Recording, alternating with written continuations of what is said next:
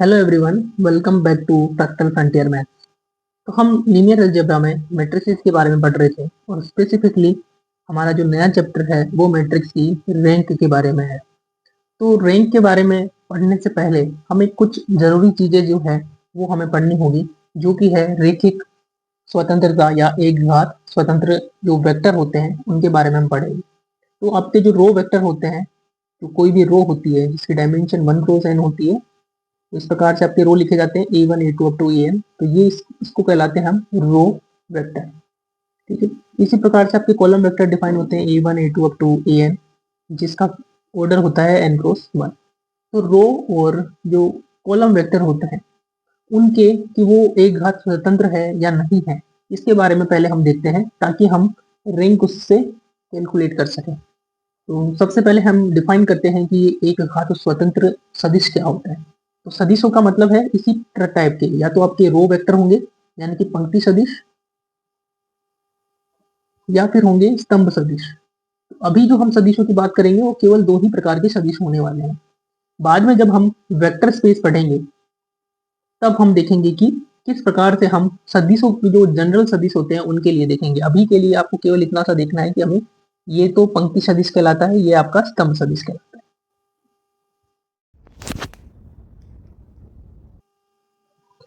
तो हम सदिशों के एक घात स्वतंत्र या परतंत्र होने को डिफाइन करेंगे। पहले हम एक घात परतंत्र सदिश डिफाइन करते हैं, लीनियरली डिपेंडेंट वेक्टर्स। तो मान लेते हैं, माना v1 v2 and so on vn n सदिश है। तो ये सदिश एक घात परतंत्र सदिश कहलाते हैं यदि अदिश alpha 1 alpha 2 and so on alpha n सभी शून्य नहीं। इस प्रकार विद्यमान होते हैं कि, तो आपके पास जो है n सदिश दे रखे हैं v1 v2 up to vn। तो ये एक घात से परतंत्र सदिश यानी कि लीनियरली डिपेंडेंट वेक्टर्स कहलाते हैं यदि इन वेक्टर्स के लिए जितने वेक्टर हैं उतने ही क्या होने चाहिए, अदिश राशियां होनी चाहिए। लेकिन ये सारी की सारी जीरो नहीं होनी चाहिए, यानी कि कम से कम इनमें से एक जो है वो नॉट इक्वल टू जीरो होना चाहिए। और इस प्रकार से होना चाहिए कि alpha 1 v1 plus alpha 2 v2 and so on plus alpha n vn equal to zero हो जाए। जीरो यहाँ पर जीरो वेक्टर है। ठीक है। तो अगर ये कंडीशन सेटिस्फाई होती है तो हम सदिश जो v1 v2 up to vn है इनको कहते हैं एक घात परतंत्र सदिश। अब बात करते हैं एक घात स्वतंत्र सदिश। एक घात स्वतंत्र सदिश लीनियरली इंडिपेंडेंट वेक्टर्स। ठीक है। तो जो सदिश जो है अगर एक घात से परतंत्र नहीं है, डिपेंडेंट नहीं है, तो वो क्या कहलाएंगे, इंडिपेंडेंट कहलाएंगे। लेकिन इसकी जो परिभाषा है चेक कैसे करते हैं कि सदिश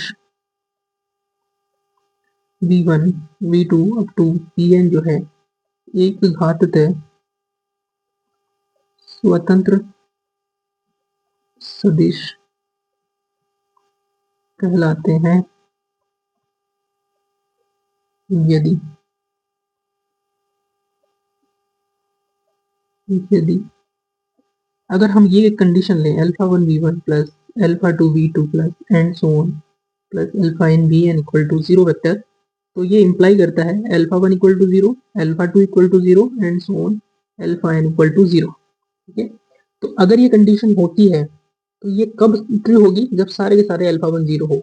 अगर एक भी नॉट इक्वल टू जीरो हो गया इसका मतलब ये वाली डेफिनेशन लग जाएगी, ये क्या कहलाएंगे, लीनियरली डिपेंडेंट कहलाएंगे। ठीक है। इसलिए सारे के सारे क्या होने चाहिए, जीरो होने चाहिए। या फिर हम इसको इस प्रकार से लिख सकते हैं, अर्थात summation alpha i v i equal to 1 to n equal to zero vector imply करता है अल्फा इक्वल टू जीरो प्रत्येक आई के लिए। ठीक है। आई 1 टू n लिख सकते हैं, तो मैं इसको लिख देता हूँ 1 टू n। तो ये हमारी डेफिनेशन होती है लीनियरली इंडिपेंडेंट वेक्टर्स। इसमें हम रिजल्ट लिखते हैं कि यदि किसी सदिश समुच्चय में शून्य सदिश यानी कि जीरो वेक्टर हो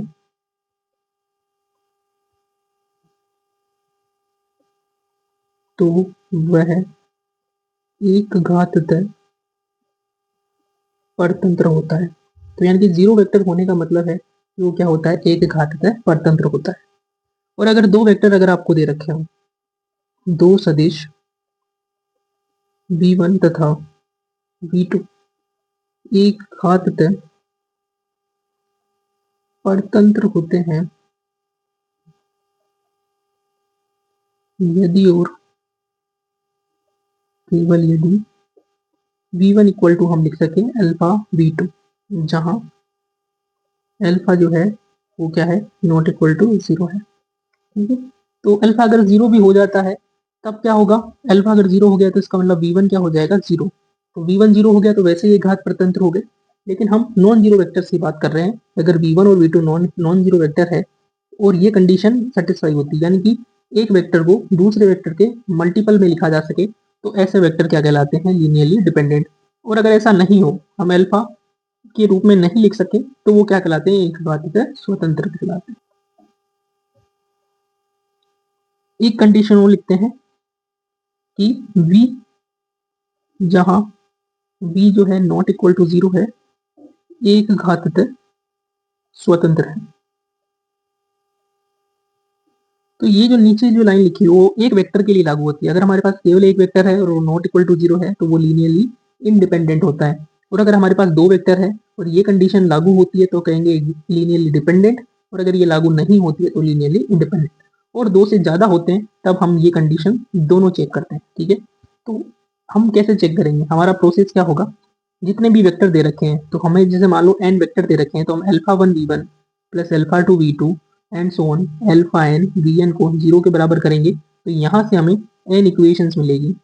इन एन इक्वेशन को सोल्व करके हम वैल्यू निकालेंगे alpha one alpha two up to alpha n की वैल्यू निकालेंगे। अगर ये सारे के सारे जीरो है तो लीनियरली इंडिपेंडेंट, और एक भी नॉट इक्वल टू जीरो आ गया तो लीनियरली डिपेंडेंट। ठीक है, ये सिंपल सा हम रूल फॉलो करेंगे। तो हम एग्जांपल्स देखते हैं।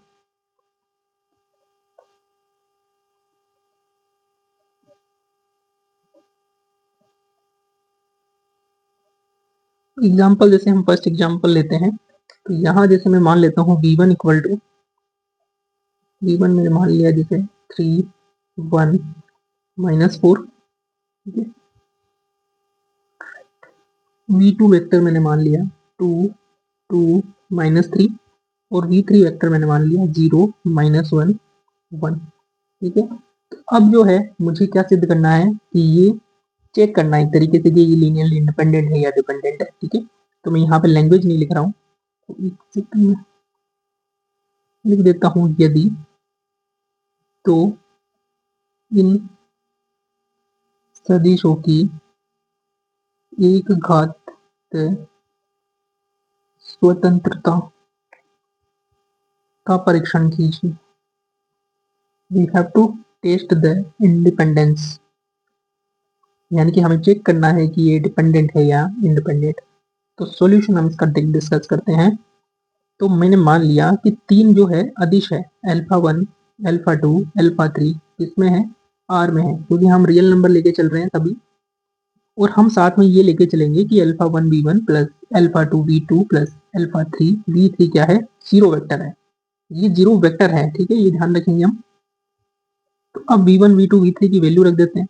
तो वी वन की वैल्यू है 3 1 -4, वी टू की वैल्यू है 2 2 -3, और वी थ्री की वैल्यू है 0 -1 -4 1, और ये किसके बराबर है, जीरो के बराबर। अब यहाँ पर एक चीज देखेंगे कि ये जो अल्फा वन ये अदिश है और ये सदिश है। ठीक है, जैसे हमने मैट्रिक्स के मल्टीप्लिकेशन में देखा था कि अदिश गुणा क्या होता है, कि जो अदिश राशि है वो हर एक रो से गुणा हो जाती है, तो ये एक तरीके से आपका रो वेक्टर ही है। ठीक है, तो ये क्या होगा, जो अल्फा वन है वो इन सबसे मल्टीपल हो जाएगा। तो उसको लिखते हैं हम, अल्फा वन हो जाएगा 3 से मल्टीप्लाई 3 अल्फा वन, 1 से हो जाएगा अल्फा वन और -4 अल्फा वन। इसी प्रकार से अल्फा टू मल्टीप्लाई हो जाएगा सभी से इनसे, तो 2 alpha two 2 alpha two -3 alpha two, plus alpha 3 zero से होगा तो 0, 4 से होगा तो माइनस 4 अल्फा 3 और 1 से होगा तो अल्फा 3। ये इक्वल होगा आपका जीरो वेक्टर। मैं जीरो वेक्टर लिख देता हूँ क्योंकि हम 3 अवयव हैं, हर एक वेक्टर में कितने अवयव है, 3 वेक्टर, 3 अवयव है, तो जीरो वेक्टर में भी 3 अवयव होंगे, वो क्या होंगे, 0,0,0। ठीक है। अब यहाँ पर एक वेक्टर ये है, एक वेक्टर ये है, एक वेक्टर ये है, इन तीनों को हमें ऐड करना है। तो ऐड कैसे करेंगे, पहला अवयव पहले अवयव में ऐड होगा, ठीक है, तीनों में। तो ऐड कर देते हैं 3 अल्फा 1 प्लस 3 अल्फा 1, 2 अल्फा 2 और 0, 2 अल्फा 2 प्लस 0। ठीक है। इसी प्रकार से ये दूसरा एलिमेंट इस दूसरे एलिमेंट में ऐड होगा और इस दूसरे एलिमेंट में, यानी कि सभी जो वेक्टर हैं उनके जो अवयव है उनको आपस में इस प्रकार से गुणा करते हैं कि जिस स्थिति पर वो है उसी स्थिति में वो ऐड होंगे। तो alpha 1 plus 2 alpha 2 minus 4 alpha 3। इसी प्रकार से ये तीसरा एलिमेंट इस तीसरे एलिमेंट में ऐड होगा और इस तीसरे एलिमेंट में ऐड, तो minus 4 alpha 1, 3 alpha 2 plus alpha 3 equal to आ जाएगा 0,0,0। अब एक वेक्टर ये है आपका और दूसरा वेक्टर ये है, दोनों आपस में बराबर है, इसका मतलब इसका पहला अवयव इसके पहले अवयव से बराबर होगा, इसका दूसरा अवयव इसके दूसरे अवयव से, और ये तीसरा अवयव इस तीसरे अवयव के बराबर। तो हमें 3 इक्वेशंस मिलेगी। पहली इक्वेशन है 3 alpha 1 plus 2 alpha 2 equal to 0, फिर alpha 1 plus 2 alpha 2 minus 4 alpha 3 equal to 0, minus 4 alpha 1 minus 3 alpha 2 plus alpha 3 equal to 0। तो हमें 3 इक्वेशन मिली है। इन इक्वेशंस को सॉल्व करके हमें अल्फा 1, अल्फा 2 और अल्फा 3 की वैल्यू को फाइंड आउट करना है। तो कैसे करेंगे, तो इनको जस्ट हम सॉल्व करते हैं, या तो आप इनको प्रतिस्थापन से सॉल्व कर सकते हो कि यहाँ जैसे यहाँ से मैंने अल्फा 2 की वैल्यू निकाल ली इन टर्म्स ऑफ अल्फा 1, यहाँ मैंने पुट कर दिया, फिर अल्फा 1 और अल्फा 3 में इक्वेशन बनेगी और दोनों को सॉल्व करके हम अल्फा 1 की वैल्यू निकाल लेंगे, अल्फा 3 की निकाल लेंगे और इसमें पुट कर देंगे तो अल्फा 2 की वैल्यू आ जाएगी। दूसरा तरीका होता है कि हम इसको ट्रायंगुलर फॉर्म में कन्वर्ट करें। ठीक है। तो ट्रायंगुलर फॉर्म में कन्वर्ट करने के लिए हमें क्या करना होगा, हम वो इक्वेशन लेंगे जिसमें अल्फा 1 का गुणांक 1 के बराबर है। ठीक है। तो या तो 1 के बराबर है या उसे हम 1 बना देंगे। तो पहले से इसमें है ऐसा ऐसा इक्वेशन है, ये वाला इक्वेशन जिसमें अल्फा 1 का गुणांक क्या है 1, तो इसको ऊपर लिख लेंगे, बाकी इक्वेशन को नीचे लिख लेंगे। तो alpha 1 plus 2 alpha 2 minus 4 alpha 3 is equal to 0, फिर 3 alpha 1 plus 2 alpha 2 equal to 0, minus 4 alpha 1 minus 3 alpha 2 plus alpha 3 is equal to 0। अब हम क्या करेंगे, पहली इक्वेशन को ऐसे कैसे रखने देंगे, उससे बिल्कुल चेंज नहीं करेंगे। तो alpha 1 plus 2 alpha 2 minus 4 alpha 3 is equal to 0। अब जो नीचे वाली दोनों इक्वेशन है उसमें से अल्फा 1 को हटा देंगे। कैसे हटाएंगे, तो देखते हैं, यहाँ 3 अल्फा 1 है और ये अल्फा 1 है, तो इस इक्वेशन में से इस इक्वेशन को 3 से मल्टीप्लाई करके माइनस कर देंगे। ठीक है। तो मैंने क्या किया, जैसे मैं लिख देता हूँ यहाँ पे अलग से। तो दूसरी इक्वेशन क्या है, 3 alpha 1 plus 2 alpha 2 equal to 0, और पहली जो इक्वेशन है ये वाली इक्वेशन, इसको मल्टीप्लाई कर देता हूँ 3 से। तो 3 alpha 1 plus 6 alpha 2 minus 12 alpha 3 equal to 0। अब दोनों को माइनस कर देंगे। तो जैसे ही मैंने माइनस किया ये कैंसिल आउट हो गया, 2 माइनस 6 हो गया माइनस 4, और ये हो जाएगा प्लस 12 अल्फा 3 इक्वल टू 0। तो ये इक्वेशन यहाँ लिख दूंगा मैं, तो minus 4 alpha 2 plus 12 alpha 3 equal to 0। ठीक है। इस प्रकार से हमने दूसरी इक्वेशन में से अल्फा 2 अल्फा 1 को हटा दिया। अब इस तीसरी इक्वेशन से इस 4 अल्फा 3 4 अल्फा 1 को हटाएंगे, तो क्या करेंगे, ये तो 4 माइनस 4 है, इसको 4 से मल्टीप्लाई कर देंगे और दोनों को ऐड कर देंगे। तो देखते हैं क्या होता है। तो ये पहले तीसरी इक्वेशन लिख देता हूँ मैं, minus 4 alpha 1 minus 3 alpha 2 plus alpha 3 equal to 0, और जो पहली इक्वेशन है उसको मैं मल्टीप्लाई कर देता हूँ 4 से। तो 4 alpha 1 plus 8 alpha 2 minus 16 alpha 3 equal to 0। अब दोनों को ऐड कर देता हूँ, तो ऐड करेंगे ये 0 हो गया, माइनस 3 प्लस 8 हो गया 5 अल्फा 2 और 1 और माइनस 16 हो गया 15 अल्फा 3 इक्वल टू 0। यहाँ से एक काम करता हूँ मैं, 5 से डिवाइड कर देता हूँ, तो alpha 2 minus 3 alpha 3 equal to 0। तो यहाँ लिख देता हूँ alpha 2 minus 3 alpha 3 is equal to 0। ठीक है। ऑलराइट। अगर हम चीज देखेंगे तो लास्ट दोनों इक्वेशन है वो सेम है। कैसे सेम है, एक बार देखते हैं। पहली इक्वेशन को मैंने ऐसे कैसे लिखा, ये -4 अल्फा 2 है यहाँ पे, तो मैं -4 से इसको डिवाइड कर देता हूँ, तो ये बनेगा अल्फा 2 -3 अल्फा 3 इक्वल टू 0। और ये नीचे वाली इक्वेशन भी सेम है, तो दो बार लिखने का कोई मतलब नहीं है। तो अब मेरे पास मुझे तीन वैल्यू निकालनी है, अल्फा 1 अल्फा 2 और अल्फा 3। लेकिन इक्वेशन मेरे पास केवल कितनी है, दो। तो जब भी ऐसी कंडीशन आ जाए कि इक्वेशन कम हो और जो वेरिएबल हमें निकालने हैं वो ज़्यादा हो जाए, इसका मतलब उसके इनफाइनाइट सॉल्यूशंस एग्जिस्ट करते हैं, यानी कि बहुत सारे सॉल्यूशन होते हैं। तो हम क्या करेंगे, इस स्थिति में हम क्या करते हैं, हम किसी भी एक को कोई नया वेरिएबल मान लेते हैं, मतलब कोई फिक्स वैल्यू मान लेते हैं।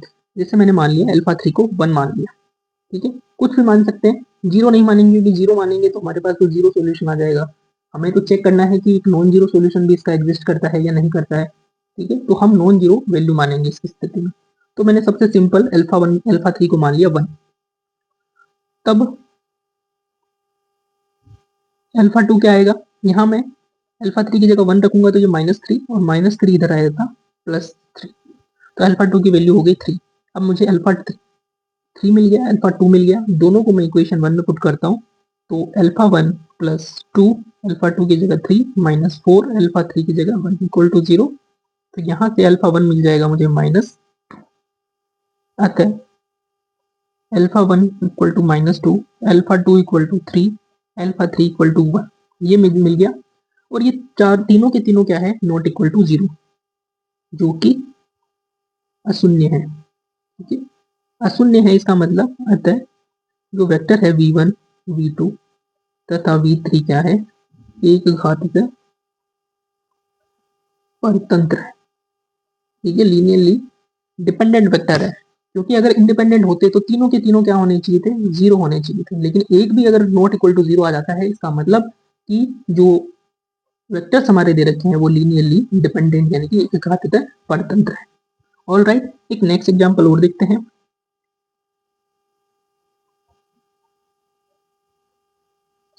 तो नेक्स्ट एग्जाम्पल हम देखते हैं, निम्न सदिशों के एक घातीय स्वतंत्र होने का परीक्षण कीजिए। तो हमारे पास वेक्टर है v1 इक्वल टू 1 2 3, v2 है 1 0 1, v3 है 0 1 0। देखते हैं इसको, तो वही सेम तरीका अपनाएंगे जो हमने इससे पहले क्वेश्चन में किया था। तो जितने वेक्टर है उतने अदिश मान लेंगे। तो मान लिया मैंने अल्फा 1 अल्फा 2 अल्फा 3 तीन अदिश राशियां हैं जो कि वास्तविक संख्या है। और एक और चीज मान लूंगा कि इनका जो कॉम्बिनेशन बनता है alpha 1 v1 alpha 2 v2 alpha 3 v3, ये किसके बराबर है, जीरो वेक्टर के बराबर। अब वैल्यू रख देंगे, v1 की जगह 1 2 3, v2 की जगह 1 0 1 और v3 की जगह 0 1 0 इक्वल टू 0 होता है। अब अल्फा 1 को मल्टीप्लाई कर लेंगे, तो alpha 1 2 alpha 1 3 alpha 1 plus alpha 2 0 alpha 2 plus 0 alpha 3 0 equal to 0 vector को मैं लिख देता हूँ 0 0 0। अब इनको ऐड कर देंगे तो पहला अवयव में ऐड हो जाएगा। तो अल्फा 1 प्लस अल्फा 2 प्लस 0, ठीक है। फिर 2 alpha 1 0 plus alpha 3 3 alpha 1 plus alpha 2 plus 0 equal to 0 0 अब ये दोनों वेक्टर बराबर हैं, दोनों वेक्टर बराबर है तो इनकी तुलना कर लेंगे। तो अल्फा 1 प्लस अल्फा 2 क्या हो गया, 0। 2 अल्फा 1 प्लस अल्फा 3 क्या हो गया, 0। 3 अल्फा 1 प्लस अल्फा 2 क्या हो गया, 0, ठीक है। अब एक काम करते हैं, ये तो इजी सा लग रहा है कैसे, ये जो दोनों इक्वेशन है ये अल्फा 1 और अल्फा 2 में है, दोनों को हम सॉल्व कर लेते हैं। तो मैं इसको पहले इक्वेशन मान लेता हूँ, चलो इक्वेशन 1 इक्वेशन 2 इक्वेशन 3।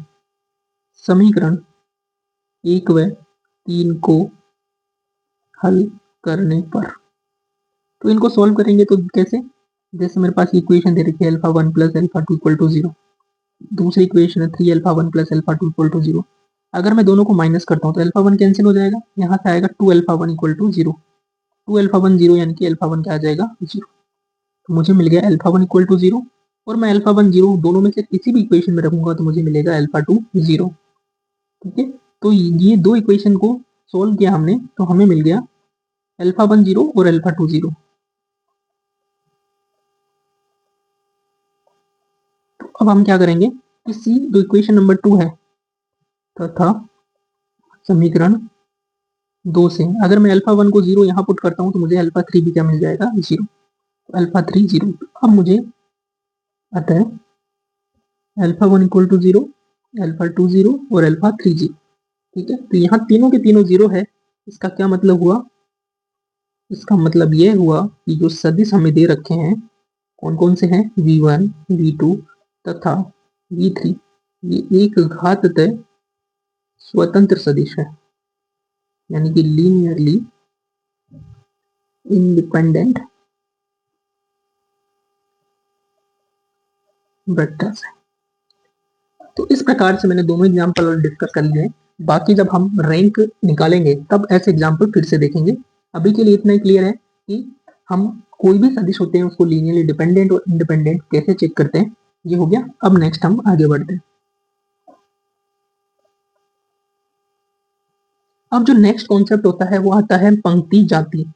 तो मैट्रिक्स की पंक्ति जाति यानी कि रो रैंक ऑफ ए मैट्रिक्स, यानी कि किसी भी मैट्रिक्स की रो रैंक क्या होती है। इसके बाद में हम कॉलम रैंक भी डिफाइन करेंगे। तो अगर हम ब्रीफली इसको डिस्कस करें तो जितने भी रो वेक्टर होते हैं इसमें, अगर हम m क्रॉस n मैट्रिक्स की बात करें तो उसमें m संख्या में क्या होते हैं, रो वेक्टर। इन m रो वेक्टर में से कितने क्या है, लीनियरली इंडिपेंडेंट स्वतंत्र है। उन स्वतंत्र वेक्टर्स की जो संख्या है वो क्या कहलाएगी, इसकी रो रैंक कहलाएगी। इसी प्रकार से जो n कॉलम वेक्टर्स है उनमें कितने li है वो उसकी कॉलम रैंक कहलाएगी। तो पहले डिफाइन करते हैं, उसके बाद में हम डिस्कस करते हैं। तो मैट्रिक्स ए में पंक्ति सदिशों की अधिकतम या पंक्ति सदिशों की एल आई पंक्ति सदिश बोल देते हैं,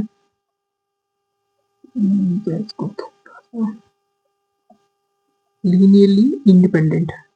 ठीक है, एल आई मतलब लीनियरली इंडिपेंडेंट पंक्ति सदिशों की अधिकतम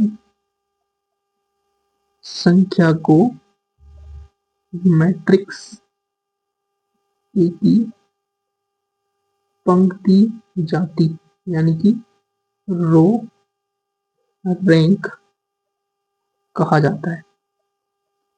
ठीक है, तो इस प्रकार से जो इसको मैं ऐसे भी लिख सकता हूं कि रो रैंक बराबर क्या होती है, number of maximum L I rows. ठीक है, तो ये एक तरीके से हमारा चेक करने के लिए शॉर्ट फॉर्म में इसको हमने लिख दिया है कि रो रेंज जो होती है वो एल आई पंक्ति सदिशों की अधिकतम संख्या होती है। इसी प्रकार से हम स्तंभ जाति भी डिफाइन करेंगे। तो समय बचाते हुए इसको यहाँ से हम कॉपी करते हैं, then we are going to paste it here. तो इसको ऐसे कर देते हैं और इसको मैं थोड़ा सा नीचे शिफ्ट कर देता हूँ। परफेक्ट, यहाँ मैं लिख देता हूँ स्तंभ जाति। स्तंभ सदिश हो जाएंगे, स्तंभ जाति हो जाएगी, कॉलम रैंक हो जाएगा एंड कॉलम्स हो जाएगा। ठीक है, इसको फिल कर देते हैं तो ये हो जाएगा स्तंभ जाति column rank. Column rank L I स्तंभ सदिशों की अधिकतम संख्या को मैट्रिक्स ए की स्तंभ जाति यानी कि कॉलम रैंक कहा जाता है।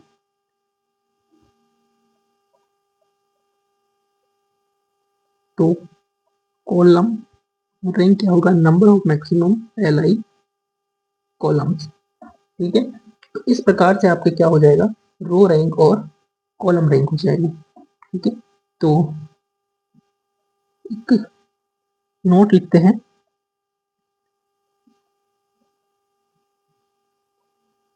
किसी m cross n matrix A के लिए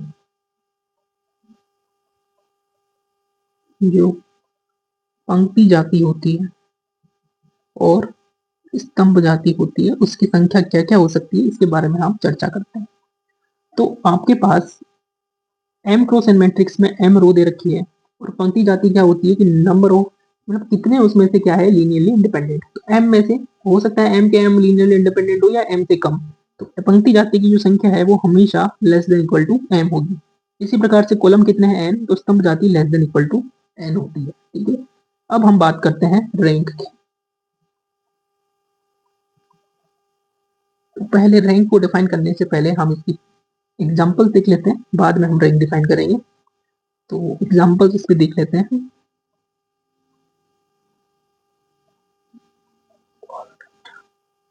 तो फर्स्ट एग्जाम्पल हम देखते हैं जिसमें मैट्रिक्स ए हमें दे रखी है 1 2 3 2 3 4 0 2 2। ठीक है, इसकी हमें पंक्ति और स्तंभ जाति हमें कैलकुलेट करनी है। ठीक है, मैं लिख देता हूँ ए की पंक्ति तथा स्तंभ जाति ज्ञात करें। ठीक है, देखते हैं। तो पहले हम निकालते हैं पंक्ति जाति। ठीक है, यानी कि रो रैंक निकालते हैं हम। तो रो रैंक निकालने के लिए हम क्या करेंगे, रो वेक्टर लेंगे। तो रो वेक्टर कौन कौन से होंगे, एक ही हो गया 1 2 3, एक हो गया 2 3 4, एक हो गया 0 2 2। तो इनको हम नाम दे देते हैं। तो माना R1 R2 तथा R3 जो है वो ए के क्या है, पंक्ति सदिश है। जहां पर R1 क्या हो जाएगा आपका, R1 को हम इस प्रकार से ब्रैकेट में लिखते हैं, जो कि मैट्रिक्स है तो मैट्रिक्स के जो वेक्टर होंगे वो ब्रैकेट में लिखे जाएंगे 1 2 3। R2 क्या हो जाएगा आपका 2 3 4 और R3 हो जाएगा आपका 0 2 2। ठीक है, अब इसको चेक करेंगे पहले कि ये लीनियरली इंडिपेंडेंट है या डिपेंडेंट है। तो हम क्या करेंगे, माना alpha 1 alpha 2 alpha 3 belongs to R इस प्रकार है कि अल्फा 1 हम चेक करना है R1 R2 को। तो alpha 1 R1 plus alpha 2 R2 plus alpha 3 R3 equal to 0 है। ठीक है, R1 R2 की वैल्यू पुट करते हैं। तो R1 हो गया आपका 1 2 3। ठीक है, इनको मैं इसी प्रकार से लिख सकता हूँ, यहाँ काम करता हूँ स्क्वायर ब्रैकेट में ही लिख देता हूँ। प्लस अल्फा 2 R2 की वैल्यू है 2 3 4 प्लस अल्फा 3 इसकी वैल्यू है 0 2 2 इक्वल टू 0 वेक्टर। यहाँ 0 वेक्टर 0 पंक्ति सदिश के बराबर होगा। इसको अल्फा 1 से मल्टीप्लाई किया, alpha 1 2 alpha 1 3 alpha 1 plus 2 alpha 2 3 alpha 2 4 alpha 2 plus 0 2 alpha 3 2 alpha 3 equal to 0 vector को लिख सकते हैं 0 0 0। अब मैं इनको ऐड कर देता हूँ। तो पहला अवयव पहले अवयव में ऐड हो जाएगा, 0 को ऐड करने का कोई मतलब नहीं है। 2 alpha 1 plus 3 alpha 2 plus 2 alpha 3 3 alpha 1 4 alpha 2 2 alpha 3 ये इक्वल आएगा 0 0 0। तीनों को तुलना कर लेंगे तो तीनों इक्वल 0 हो गए। 2 alpha 2 equal to 0, 2 alpha 1 3 alpha 2 2 alpha 3 equal to 0, 3 alpha 1 4 alpha 2 and 2 alpha 3 equal to 0। अब इनको सॉल्व करके हमें अल्फा 1 अल्फा 2 और अल्फा 3 की वैल्यू को फाइंड आउट करना है। तो कैसे करेंगे, वही मैंने जो तरीका बताया है। पहले जो है अल्फा 1 का गुणांक 1 है वो इक्वेशन को पहले लिखेंगे। तो ऑलरेडी पहले लिखेंगे, तो इसमें कोई परिवर्तन नहीं करते हुए हम इसको एज इट इज लिख देते हैं। फिर यहाँ दोनों से अल्फा 1 को हटाएंगे। तो पहले इसको मैं लिख देता हूँ अलग से 2 alpha 1 plus 4 alpha 2 2 alpha 1 plus 3 alpha 2 plus 2 alpha 3 equal to 0। और फर्स्ट इक्वेशन में से क्या करेंगे, 2 अल्फा बनाना है उसको, 2 अल्फा 1 तो 2 से मल्टीप्लाई कर देंगे। 2 alpha 1 plus 4 alpha 2 equal to 0। अब माइनस कर देंगे, ये कैंसिल आउट हो गया। ये minus alpha 2 plus 2 alpha 3 equal to 0। इस इक्वेशन को यहाँ लिख देंगे। एक काम करते हैं, माइनस से मल्टीप्लाई कर देते हैं। तो अल्फा 2 माइनस 2 अल्फा 3 हो गया। Alpha 2 minus 2 alpha 3 equal to 0। ये सभी काम आपको रफ करना है। ठीक है, मैं बता दे रहा हूँ आपको, ये करके आप चाहो तो अलग से इसको नोट कर सकते हो। अब बात करते हैं ये 3α1 को जीरो करेंगे तो इस पहली इक्वेशन को लिख देते हैं 3α1 प्लस 4α2 प्लस 2α3 इक्वल टू 0 और फर्स्ट इक्वेशन को 3 से मल्टीप्लाई कर देते हैं तो 3α1 प्लस 6α2 इक्वल टू 0 माइनस करते हैं तो ये माइनस कैंसिल आउट हो गया 4 minus 6 minus 2α2 plus 2α3 equal to 0 minus 2 से डिवाइड कर दिया तो α2 माइनस α3 इक्वल टू 0 तो α2 माइनस α3 इक्वल टू 0। ठीक है, तो ये पहला स्टेप हो गया कि जो पहला स्टेप में क्या किया हमने α1 को दोनों इक्वेशन में से हटा दिया। अब एक काम करेंगे, नेक्स्ट स्टेप ये होता है कि यहाँ से α2 का गुणांक 1 होना चाहिए और इससे हम क्या करेंगे नीचे वाले α2 को हटा देंगे। एक स्टेप और आगे देखते हैं। इक्वेशन को सोल्व करने के लिए यही तरीका हम काम में लेंगे क्योंकि अभी सिंपल है, अब दूसरे तरीके से भी सोल्व कर सकते हो, लेकिन जब कॉम्प्लिकेटेड मेथड होते हैं, कॉम्प्लिकेटेड इक्वेशंस होगी तब आपको प्रॉब्लम आएगी। तो मैं ये तीसरी इक्वेशन को लिख लेता हूँ α2 माइनस α3 इक्वल टू 0। अब जो पहली इक्वेशन है इसमें से माइनस कर दूंगा तो ये हो गया minus plus cancel out minus और ये हो गया α3 इक्वल टू 0। थर्ड इक्वेशन मिलेगी हमें α3 इक्वल टू 0। तो इस प्रकार से हमने α1 को हटा दिया, α2 को हटा दिया। अब जो मेथड हम यूज करते हैं उसको बोलते हैं बैक सब्स्टिट्यूशन मेथड। ये क्या होता है, तो जो α3 की वैल्यू यहाँ मिली उसको यहाँ पुट करके α2 निकालेंगे और फिर दोनों को यहाँ पुट करके α1 निकालेंगे। तो यहाँ से हमें α3 क्या मिल गया 0, यहाँ α3 को 0 रखा तो α2 भी 0 हो गया, दोनों में यहाँ α2 0 रखा तो α1 भी 0 हो गया। अतः जो सदिश हमारे को दे रखे हैं पंक्ति सदिश R1 R2 तथा R3 क्या है लीनियरली इंडिपेंडेंट, एक घाततः स्वतंत्र Li सदिश है और तीनों के तीनों Li सदिश है तो इसका मतलब हो गया अतः एक ही पंक्ति जाति ये क्या हो जाएगी 3 के बराबर होगी। ठीक है, तो हमने क्या निकाल लिया इसकी रो रैंक निकाल ली। अब निकालते हैं स्तंभ जाति कॉलम रैंक।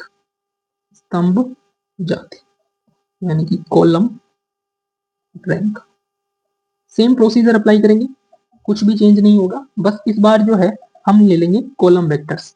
तो माना C1 बराबर, अब देखो ए के कॉलम क्या क्या है, पहला कॉलम है 1 2 0, दूसरा कॉलम है 2 3 2, तीसरा कॉलम है 3 4 2। इनको हम C1 C2 और C3 की फॉर्म में लिख लेंगे। ठीक है, तो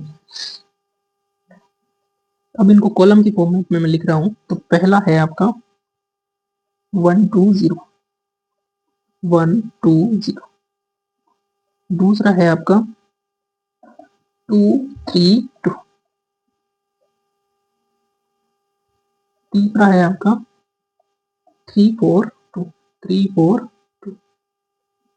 ऑल राइट, तो अब हम क्या करेंगे, माना ये जो है ए के स्तंभ सदिश है, वही प्रोसेस हम दोबारा अप्लाई करना है। हम 3 स्केलर मानेंगे α1 α2 α3 बिलोंग्स टू R। इस प्रकार है कि α1 C1 plus α2 C2 plus α3 C3 equal to 0 vector. Value put कर देंगे C1 C2 C3 की, तो C1 की वैल्यू है 1 2 0, C2 की वैल्यू है 2 3 2 एंड C3 की वैल्यू है आपकी 2 3 4। ये हो जाएगा 0 वेक्टर और इसमें जो 0 वेक्टर मिलेगा कॉलम वेक्टर वो 0 0 0। अब यहाँ से मैं इक्वेशन फॉर्मेट में डायरेक्ट लिख रहा हूँ क्योंकि मैंने पहले बता दिया है आपको, उसी तरीके से लिखेंगे। तो यहाँ से आएगा α1, यहाँ से आएगा 2 α2 प्लस 3 α3 इक्वल हो जाएगा 0, 2 α1 3 α2 प्लस 4 α3 इक्वल टू 0 और 2 α2 प्लस 2 α3 इक्वल टू 0। तो यहाँ से हमारे पास इक्वेशन आ गई। सेम रूल को हम अप्लाई करेंगे, तो देख लेते हैं फिर से। पहली इक्वेशन को ऐसा कैसे लिखेंगे, कोई चेंज नहीं करेंगे हम। अब दूसरी इक्वेशन में है 2 α1, तो 2 α1 3 α2 प्लस 4 α3 इक्वल टू 0। इसके α1 को हटाना है तो पहली इक्वेशन को 2 से मल्टीप्लाई कर देंगे, तो 4 α2 6 α3 इक्वल टू 0। माइनस करेंगे, ये कैंसिल आउट हो गया, ये हो गया माइनस α2 और ये हो गया माइनस 2 α3। माइनस से मल्टीप्लाई कर देते हैं तो α2 प्लस 2 α3 इक्वल टू 0। ठीक है, दूसरी जो लास्ट इक्वेशन हमें दे रखी है उसमें कोई इश्यू नहीं है, क्योंकि यहाँ पर अल्फा 1 है ही नहीं पहले से, लेकिन इसको एक काम करते हैं 2 से डिवाइड कर देते हैं, तो alpha 2 plus alpha 3 is equal to 0। तो इस प्रकार से हमने अल्फा 1 को हटा दिया, अब अल्फा 2 को हटा देंगे। ठीक है, तो पहली और दूसरी इक्वेशन को ऐसे कैसे लिख देंगे, alpha 2 plus 2 alpha 3 equal to 0। अब इस इक्वेशन लास्ट इक्वेशन से अल्फा 2 को कैसे हटाएंगे, तो पहले लास्ट इक्वेशन को लिख देते हैं और इसमें से इसको डायरेक्ट माइनस कर देते हैं। तो माइनस करने से ये कैंसिल हो जाएगा और ये बचेगा माइनस अल्फा 3 इक्वल टू 0, यानी कि क्या मिलेगा, अल्फा 3 इक्वल टू 0। अब हम बैक सब्स्टिट्यूशन मेथड यूज करते हैं, तो अल्फा 3 की वैल्यू तो 0 आ रही है, यहाँ रखेंगे अल्फा 3 की वैल्यू, तो अल्फा 2 0 होगा, और दोनों की वैल्यू यहाँ 0 रखेंगे तो अल्फा 1 0 हो गया। इसका मतलब अल्फा 1 बराबर अल्फा 2 बराबर अल्फा 3 बराबर 0। अतः जो आपको स्तंभ सदिश दे रखे हैं, कौन से हैं आपके पास स्तंभ सदिश, C1 C2 तथा C3 क्या है, एक घात पे स्वतंत्र यानी कि लीनियरली इंडिपेंडेंट है, और तीनों के तीनों लीनियरली इंडिपेंडेंट, इसका क्या मतलब हुआ, अतः एक ही स्तंभ जाति बराबर क्या हो जाएगी, 3। तो इस मैट्रिक्स की जो भी हमें गिवन मैट्रिक्स थी ए, उसकी रो रैंक भी 3 के बराबर है और कॉलम रैंक भी 3 के बराबर। अब हम एक नेक्स्ट एग्जांपल कंसीडर करते हैं। तो क्वेश्चन है आपका, निम्न मैट्रिक्स की पंक्ति तथा स्तंभ जाति ज्ञात कीजिए। तो मैट्रिक्स है आपकी इस प्रकार से है, पहले हमने 3 क्रॉस 3 की दिखाई थी, अब हम देखते हैं 3 क्रॉस 4 की। ये प्रकार से आपके पास एक मैट्रिक्स आपको दे रखी है जिसका ऑर्डर है 3 क्रॉस 4। देखते हैं इसको सॉल्व करके। तो पहले हम निकालते हैं इसकी रो रैंक यानी कि पंक्ति जाति।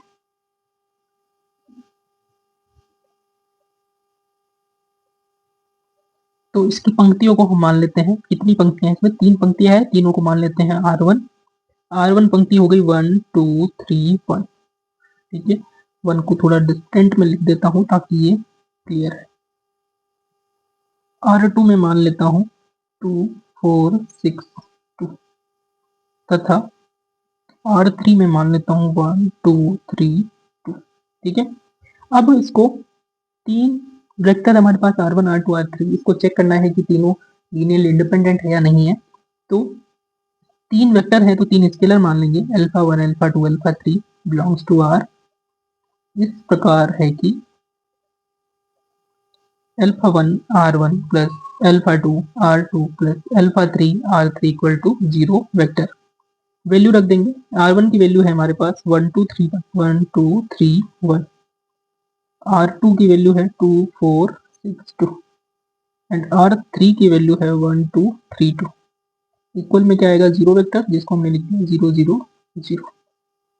क्योंकि 4 एलिमेंट है तो 4 ही 0 होने चाहिए।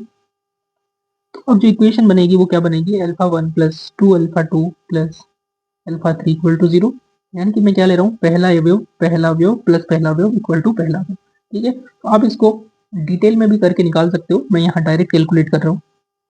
2 alpha 1 4 alpha 2 plus 2 alpha 3 equal to 0, और फिर ये आ जाएगा आपका 3 alpha 1 6 alpha 2 plus 3 alpha 3 equal to 0। फिर इसके बाद में आपके पास आ जाएगा last alpha 1 plus 2 alpha 2 plus 2 alpha 3 equal to 0। अब एक चीज देखते हैं, यहाँ से देखेंगे तो 2 कॉमन आ रहा है, इसको 2 कॉमन ले लेते हैं, यहाँ से 3 कॉमन आ रहा है तो 3 कॉमन ले लेते हैं, फिर इक्वेशन को दोबारा लिखते हैं। क्योंकि इक्वेशन में हमें 3 ही वैल्यू चाहिए, लेकिन इक्वेशन 4 दे रखी है, इसका मतलब एक इक्वेशन जो है वो एक्स्ट्रा है, तो बाद में देखते हैं उसको। तो पहले यहाँ से 2 जो है वो डिवाइड कर देता हूँ, तो ये बनेगा alpha 1 plus 2 alpha 2 plus alpha 3 equal to 0। ये एक्स्ट्रा मिल गई, कोई बात नहीं। नेक्स्ट देखते हैं, 3 से डिवाइड कर देते हैं इसको, तो alpha 1 plus 2 alpha 2 plus alpha 3 equal to 0, और last equation alpha 1 plus 2 alpha 2 plus 2 alpha 3 equal to 0। यहाँ पर देखेंगे ये तीनों इक्वेशन क्या है, सेम ही इक्वेशन है, कोई चेंज नहीं है। इसका मतलब ये तीनों जो है लीनियरली इंडिपेंडेंट है, सॉरी डिपेंडेंट है, सेम ही इक्वेशन। ऑल राइट, तो यहीं से हम कंक्लूजन कर सकते हैं वैसे तो, लेकिन तो ये जो इक्वेशन है, तीन इक्वेशन हमें मिली है, जो तीनों इक्वेशन क्या है, सेम है। इसका मतलब जो स्टार्टिंग के जो तीन वेक्टर है वो भी सेम होने चाहिए। कोई बात नहीं, यहाँ से हम इसको वैल्यू को फाइंड आउट करते हैं कि वैल्यू अल्फा 1 अल्फा 2 अल्फा 3 क्या होने वाला है। तो इन तीन इक्वेशन की जगह मैं एक ही इक्वेशन कंसिडर करूंगा, क्योंकि बार बार सेम इक्वेशन को लिखने का कोई सेंस होता नहीं है, और ये लास्ट इक्वेशन। अब मैं क्या करता हूँ, इन दोनों को तो यहाँ से मैं सोल्व करता हूँ, तो पहले अल्फा 1 को हटाता हूँ, वही सेम मेथड यूज करेंगे, कोई अलग मेथड यूज नहीं करेंगे। तो अल्फा 1 को मैं डायरेक्ट माइनस कर सकता हूँ, बट कोई नहीं, लिख देते हैं इसको alpha 1 plus 2 alpha 2 plus alpha 3 equal to 0। अगर मैं माइनस करूंगा तो ये दोनों कैंसिल, केवल अल्फा 3 इक्वल टू 0 हो जाएगा। तो ठीक है, तो अल्फा 3 तो 0 मिल गया। अब अल्फा 3 में 0 जो है ऊपर वाली इक्वेशन में पुट करूंगा, तो alpha 1 plus 2 alpha 2 equal to 0, और एक मिल गया अल्फा 3 इक्वल टू 0। ठीक है, अब यहाँ से क्या पता चला कि अल्फा 1 और अल्फा 2 जो है, इसमें से भी किसी को भी एक वैल्यू मान सकता हूँ। तो मैंने मान लिया अल्फा 2 इक्वल टू -1। तब आपका अल्फा 1 क्या हो जाएगा, +2। ठीक है, अतः 2r1, इसमें जो हमें दे रखा था ना, ये यहाँ वैल्यू पुट कर देंगे। ये तो पता चल गया कि, या मैं लिख देता हूँ, अतः r1 r2 तथा r3 क्या है, एक घात परतम तक लीनियरली डिपेंडेंट है, यानी कि एल डी है। लेकिन हमें तो एल आई चाहिए, यानी कि तीन तो एल आई नहीं हो सकते, तीन से कम ही होंगे, या तो दो होंगे या एक होंगे, तो दो होने चाहिए। कैसे, हम इक्वेशन को ऐसे लिख सकते हैं, क्योंकि alpha 1 r1 plus alpha 2 r2 plus alpha 3 r3 equal to क्या है, 0। तो यहाँ से मिलेगा हमें, अल्फा 1 की वैल्यू रख देते हैं 2r1 minus r2 equal to 0। r2 जो सदिश है उसको हम लिख सकते हैं 2r1, यानी कि जो दूसरी रो है, ये ये पहली रो को 2 से मल्टीप्लाई करने पे आ रही है, तो यानी कि दोनों क्या है, लीनियरली डिपेंडेंट है। तो इसमें से एक ही एल आई होगी और ए एल आई ये होगी, अतः अधिकतम एल आई वेक्टर्स की संख्या कितनी होगी, 2। अतः अधिकतम एल आई पंक्ति सदिशों की संख्या, ये क्या हो जाएगी, 2। इसका मतलब जो पंक्ति जाती है ए की रो रैंक, वो हो जाएगी 2। तो ये एक मैट्रिक्स है जिसकी जो पंक्ति जाती है वो 2 के बराबर है। ठीक है, इसी प्रकार से हम स्तंभ जाति भी इसकी कैलकुलेट कर सकते हैं। तो हम बात करते हैं स्तंभ जाति। अब इसमें जो मैट्रिक्स दे रखी है, इसमें 4 कॉलम है। ठीक है, तो हम 4 कॉलम को मजूम करेंगे। तो ये हमने 4 कॉलम मजूम कर लिए। तो मैं मान लेता हूँ, माना पहला कॉलम है C1 जो कि आएगा 1 to 1। दूसरा कॉलम आएगा C2 जिसको मैंने मान लिया 2 4 2। तीसरा कॉलम है 3 6 3, और चौथा कॉलम है मेरा 1 2 2। ठीक है, मैट्रिक्स ए के स्तंभ सदिश। ठीक है, तो एक मेथड तो ये है जिससे हम अल्फा 1 अल्फा 2 अल्फा 3 अल्फा 4 चार हम माने और इक्वेशंस हम कैलकुलेट करें। दूसरा तरीका है हम हटा देते हैं, जो एल डी है उनको हटा देते हैं। तो अगर मैं इसको 2 से मल्टीप्लाई करूं, तो 1 को 2 से मल्टीप्लाई किया 2, 2 को 2 से किया तो 4, और 1 को 2 से किया तो 2। तो यहाँ पर जो C2 है उसको हम लिख सकते हैं 2C1, और C3 को हम लिख सकते हैं 3C1। ठीक है, तो यानी कि जो C1 C2 और C3 जो है उनको हटा सकते हैं, यानी कि ये दोनों का कोई मतलब नहीं है, ना C2 का मतलब है ना C3 का मतलब है। क्योंकि अगर हमें C1 पता है तो हम C2 भी निकाल सकते हैं और C3 भी निकाल सकते हैं। तो हमारे पास एक तो ये वेक्टर बच गया और एक ये वेक्टर बचेगा, इन दोनों को आपस में लिख सकते हैं हम। अगर मैं 2 का 2 ही है, 1 का 1 ही है, लेकिन यहाँ 1 है और यहाँ क्या है 2, किसी से भी मल्टीप्लाई करूंगा तो ये चेंज हो जाएगा। तो इसका मतलब हो गया, अतः ए के अधिकतम एलआई स्तंभ सदिशों की संख्या क्या होगी? 2। इसका मतलब एक की स्तंभ जाति कॉलम रेंज कितनी हो जाएगी? 2। तो ए की पंक्ति जाति भी 2 के बराबर है और स्तंभ जाति भी 2 के बराबर है। ठीक है, पहले टोटल हमारे पास 3 रो थी, 3 पंक्तियों में से 2 पंक्तियां क्या थी? L I. अब की बार 4 स्तंभ है और 4 में से केवल 2 स्तंभ ही एल आई है, बाकी जो है वो एक दूसरे पर डिपेंड कर रहे हैं। तो इस प्रकार से किसी भी मैट्रिक्स की हम स्तंभ जाति और पंक्ति जाति को कैलकुलेट कर सकते हैं। ठीक है, नेक्स्ट लेक्चर जो होगा हमारा, उसमें हम बात करेंगे किसी मैट्रिक्स की रैंक क्या होती है, जाति क्या होती है। यहाँ हमने पंक्तियों की जाति देखी और स्तंभ की जाति देखी। अगर दोनों की वैल्यू सेम हो जाती है तब हम उसको बोलते हैं उसकी जाति, रैंक ऑफ ए मैट्रिक्स। और हम एक दूसरे तरीके से भी मैट्रिक्स की रैंक देखेंगे कि कैसे कैलकुलेट करते हैं, और वो तरीका डिपेंड करता है सब मैट्रिक्स पर। जो भी मैट्रिक्स की उप मैट्रिक्स होती है उसकी आर कोटि का जो उप सारणिक होता है उससे हम उसको चेक करेंगे। तो stay tuned, keep learning, keep growing.